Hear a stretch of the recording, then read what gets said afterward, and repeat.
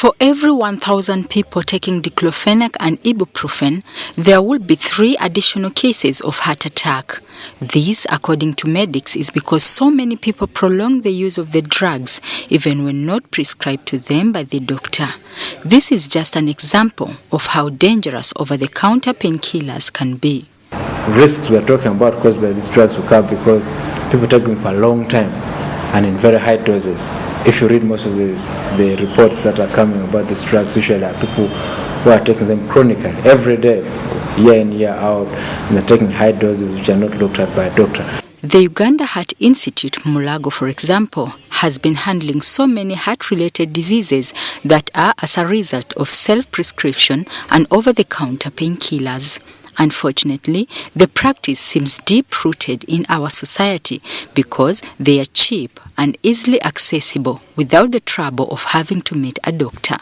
When I have a fever, a cold or flu, what I usually do, I just go straight to the pharmacy. I don't have time to go to the doctor to prescribe a particular drug for me because I know what I want.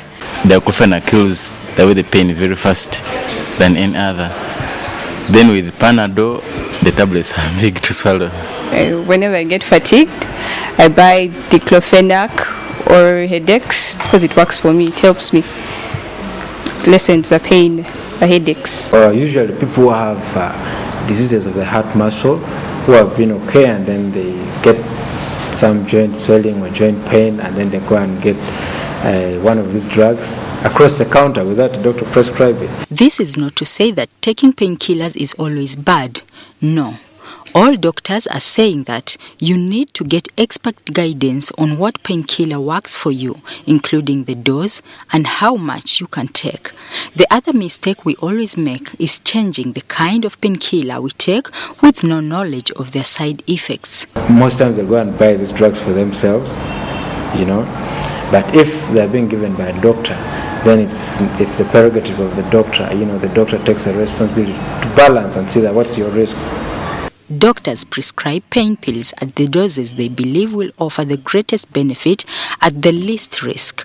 Doubling or tripling that dose won't speed relief, but it can easily speed the onset of harmful side effects. However, although the patient should be blamed for purchasing particular medicine without the doctor's advice, pharmacists also need to take responsibility for the lives of their customers. If it's prescribed by a doctor, the doctor will see your history and say that, first evaluate and say, do you have kidney disease? Do you have high blood pressure? Do you have heart disease? Which heart disease do you have?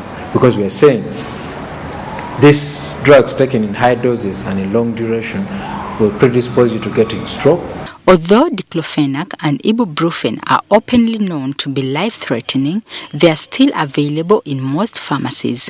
Dr. Okello says some patients know the risk, but they do not have alternatives that should be a matter to be addressed by policymakers and health service providers. We might opt for one of the newer, safer ones. An example is naproxen. Naproxen is a new one on the market and it helps reduce pain without worsening.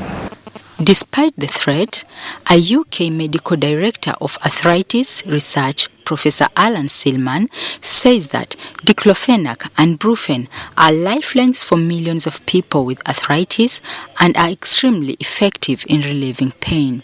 And for your own safety with painkillers, read the label carefully and follow the doctor's advice.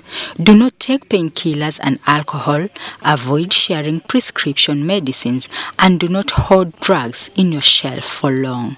Many people opt for certain painkillers to relieve their pain, not knowing the consequences that come along the prolonged use that can eventually lead to death. Zamzam Siraj, WBS News, Kampala.